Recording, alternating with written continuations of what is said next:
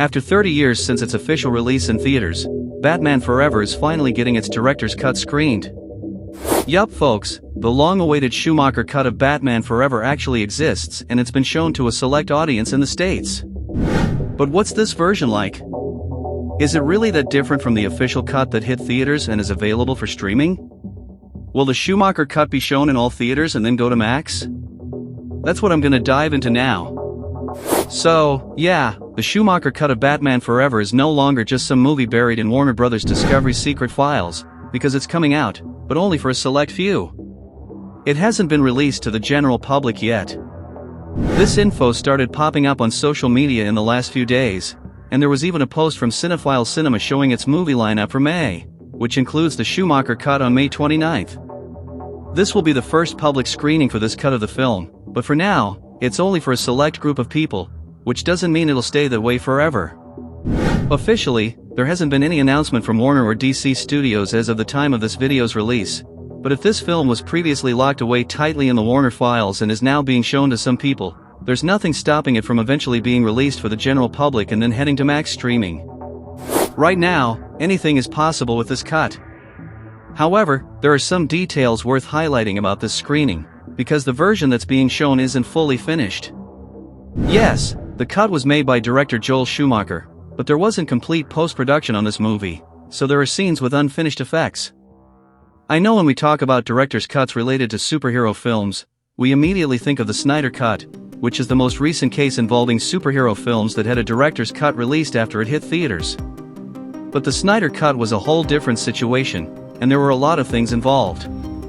You had the whole issue with the director stepping away due to a tremendous tragedy in his life, and the studio still went ahead and brought in another director to release a completely different version of what Snyder conceived. On top of that, there were the controversies surrounding the director who took over for Snyder, that being Joss Whedon, plus all the actors' statements who worked with Whedon, where most, if not all, mentioned how rough it was to go through those reshoots. Before the Snyder Cut was released, there was a huge push from fans on social media for the director's version to come out, until finally, the moment came when it was possible.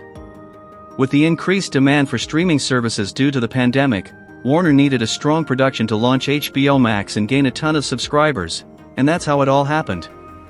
They invested in the film to get it finished and made it exclusive to the platform, so there were all these situations, and of course, many more intricate details, but I'm just summarizing everything to highlight how the film saw the light at the end of the tunnel and was finally released. Batman Forever is a different case.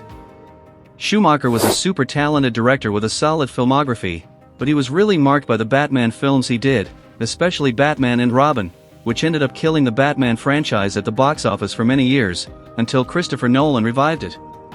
To briefly context the Batman films in the 90s, we had the first two films by Tim Burton, but with the release of Batman Returns, there was a big fallout between Tim Burton and McDonald's, as the movie was deemed too adult, with too much sexualization and a bunch of other stuff. That turned out to be super controversial at the time and didn't sit well with the film's sponsors, like McDonald's. This led Warner to kind of fire Tim Burton for the third Batman film, and they brought in Joel Schumacher to take it over. Due to the issues with the second Batman film, McDonald's re-evaluated how they promoted their brand in movies. There are even reports that they started asking for movie scripts beforehand so they could read what was happening to decide if they were going to sponsor the film or not. There are also reports that in Batman's case, the company even interfered a bit with how the character Two-Face was depicted, changing some of his traits, his outfit, and other details. When Joel Schumacher came on board to take over the film, he had a vision that was very different from what ended up being released. The director's original idea was for a Batman film that would be a bit darker, even following the themes of Tim Burton's films, but Warner wanted to go a completely different route. Warner's plan was to create a film that would enable more extensive marketing campaigns and that was more accessible to the general audience, including kids. So all this influenced the final cut that most people know. In some interviews from the 2000s, Schumacher mentioned that he tried several times to make the film darker. It wasn't just with Batman Forever, he also tried to make Batman and Robin darker. However, given the financial success Batman Forever brought to Warner, which actually made more at the box office than Batman Returns, the studio didn't want to let go of that and preferred to stick with the same approach. That's why Batman and Robin ended up being even more commercial, as there would be an even larger amount of licensed merchandise. But it didn't stop there. Joel Schumacher had said in the past that he wanted to make a third Batman film that would really capture what the early 90s films were, something darker, more intense with the character. He planned to include the Scarecrow as a villain, but unfortunately for Warner, superhero films were struggling due to Batman and Robin, so any project from Schumacher involving a superhero wouldn't end up moving forward. There's no doubt Schumacher could have made a solid Batman film, and circling back to the Schumacher Cut, during the filming of Batman Forever, the idea of making a darker Batman was still being developed during the principal filming, and that's not a secret to fans since many of those deleted scenes ended up being shared online or even released on physical media like DVDs and Blu-rays. Among those scenes, there's one that's great, the opening scene of the film showing Arkham Asylum as Two-Face makes his escape, plus there's the part where Bruce Wayne encounters a giant bat in the Batcave and reaccepts himself as Batman. So, the Joel Schumacher cut isn't entirely a mystery, but we know the original director's cut never saw the green light from Warner.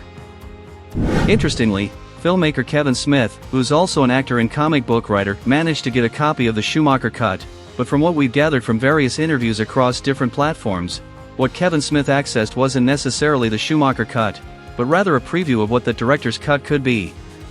It was mentioned that it didn't have Elliot Goldenthal's score, but had some arrangements reminiscent of Danny Elfman's work in Tim Burton's Batman films. In reality, it was a cut that was being worked on as a sample of what Joel Schumacher's vision might be, but it wouldn't be the final director's cut. Unfortunately, we will never see the true cut Schumacher intended, as he has sadly passed away. So there's no way to know exactly what he wanted for his cut, especially since he never outright dissed the film he ended up making. He just wanted it to be something different. In Batman Forever, despite the studio's constraints, Schumacher still delivered a version that he wanted and approved, and for its time, it turned out to be a success and was much more well-received than Batman Returns. It's a pretty different case than the Snyder cut, as I just mentioned. So it's possible we won't ever see the real Schumacher cut, since the version that went to theaters was approved by the director himself. But still, there's a different version that was being worked on. Apparently, the version Kevin Smith accessed was not officially provided by Warner, which is kinda odd considering that he has since screened that version for some folks. So, there aren't clear details on that front. On X, formerly Twitter, we had some past statements from people who saw this film's cut, and the feedback highlighted that it's a good film, truly different from the theatrical release and that delves way deeper into Bruce Wayne's psychological aspects. It's a film that leans much more toward Tim Burton's Batman than Batman and Robin. With all this, we can conclude that the focus of this director's version was to have much more development in Bruce Wayne, to highlight his acceptance of being Batman. Even with the scenes available online, we can deduce that there would be a more intense trajectory involving Batman.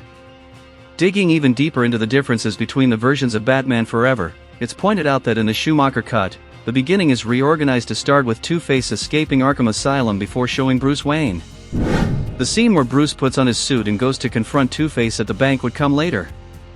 First, there would be character development of Bruce Wayne and Wayne Enterprises meeting Riddler. This is when Edward Nygma, played by Jim Carrey, meets Bruce Wayne and feels disappointed.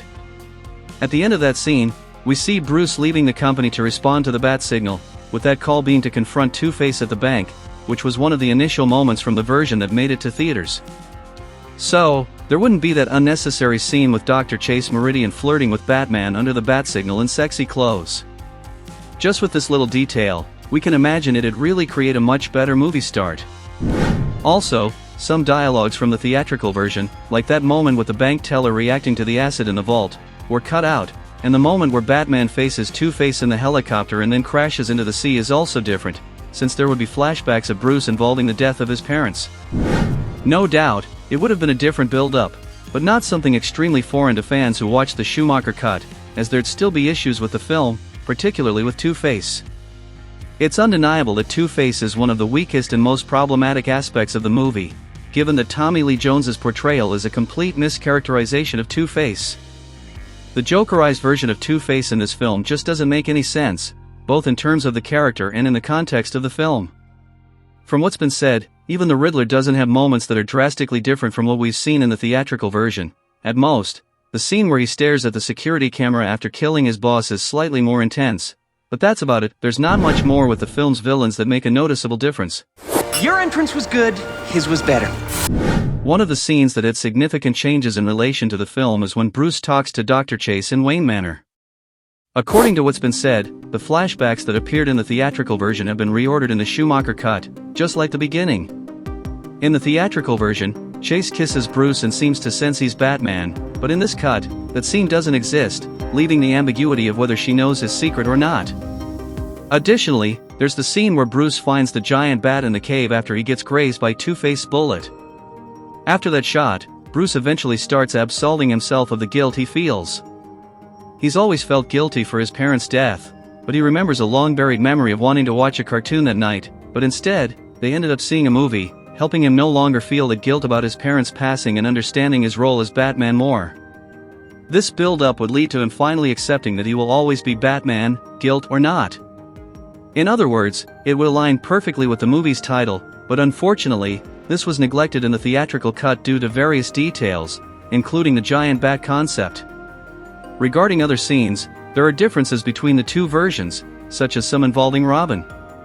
The scene where Alfred introduces the Wayne Manor to Dick is said to be longer and includes dialogues about guilt between Dick and Alfred, including how Batman didn't help him stop Two-Face, which led to his parents and brother dying. Also, in the final scene where Bruce and Chase kiss, it ends differently than in the theatrical version. In the director's cut, Chase talks to Alfred in the car, asking if Batman's work would last forever, to which Alfred replies, yes. This would somewhat mirror the last dialogues in the first two Batman films, which always ended with a conversation with Alfred in the car, just like with Vic Vale and Bruce in the second film. Other changes involve the scene where Dick dries off his clothes in the laundry. This isn't in the director's cut. The scene of Two-Face's death, where the coin drops into his hand, also isn't in the cut, leaving it ambiguous as to whether he really died or not. Overall, this cut is indeed different in some aspects from the initially released version. There are extra scenes and dialogues that deepen character interactions, but the biggest and most notable change is in the protagonist, with Bruce finally understanding himself as Batman and that he will always be Batman. That's the crucial aspect linked to the Schumacher cut. On May 29th, we'll see the first public screening of the Schumacher cut, but like I said, it's not a fully polished film yet. It still needs some proper treatment to be a finalized product for the general audience. For now, it's something restricted to a few folks who are big fans of Joel Schumacher and also want to honor Val Kilmer, who sadly passed away recently. I confess I really want to see this Schumacher cut at some point, but now I want to know your opinion. Do you want to see this director's cut? Are you a fan of Batman Forever? Drop your thoughts in the comments because I'd love to hear what you think. And don't forget to smash that like button, subscribe to the channel, and hit the bell to stay in the loop about everything Batman in the DC universe. You'll always be up to date here. Additionally, consider supporting our work through the thanks button next to the subscribe button. That way, you're contributing to us bringing even more videos than usual to you, and always with better quality. Thanks so much for all the support. I'll leave a video about Batman as a recommendation for you if you're a fan of the Caped Crusader. And to keep up with everything going on with Batman, click on the playlist next door to get updated. Thanks for sticking around in this video, see you next time.